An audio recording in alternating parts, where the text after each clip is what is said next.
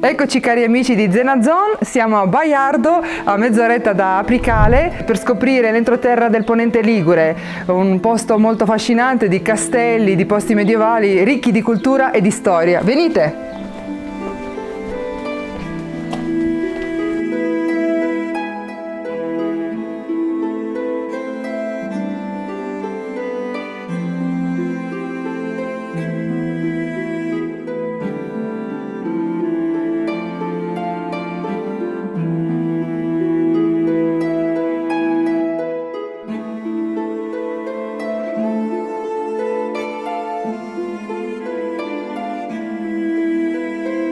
Erano tutti figli di Baiardo, già i druidi si compiacevano su questo colle millenni avanti Cristo. Qui sorgeva un tempio pagano, come lo testimoniano alcune colonne e colonnati ancora visibili.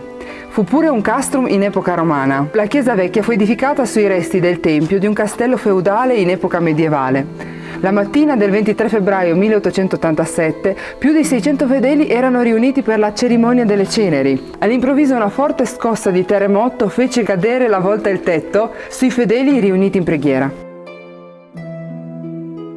Tu postero che leggi queste righe, pensa a loro. Se la tua non è una preghiera, che sia almeno un pensiero di ricordo.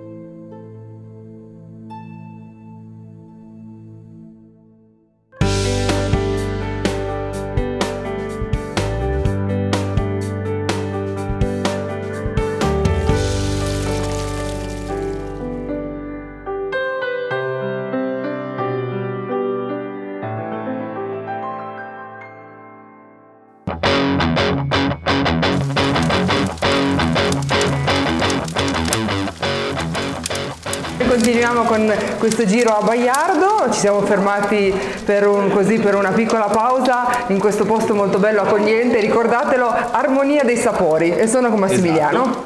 Che ci prepara la farinata. Tipica farinata ligure. Bene, bene. Forno legna, l'abbiamo appena infornata, 10-15 minuti ed è pronta.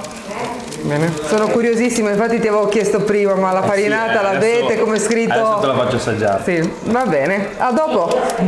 Ciao.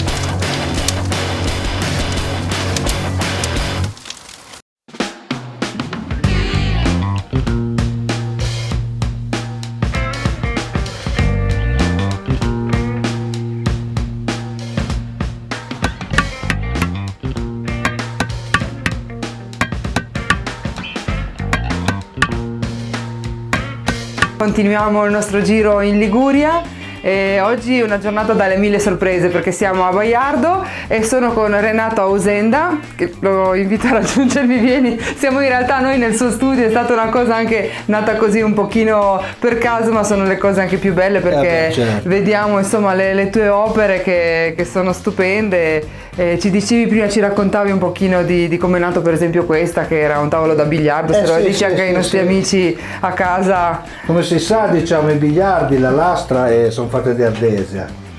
Allora, dato che lo smontavano, io scolpisco tutto, allora questo qua è un insieme di sculture che ho fatto che sono dedicate a Carl Gustav Jung, uno dei padri della psicanalisi, e rappresenta proprio un percorso, un trattato di psicologia del profondo.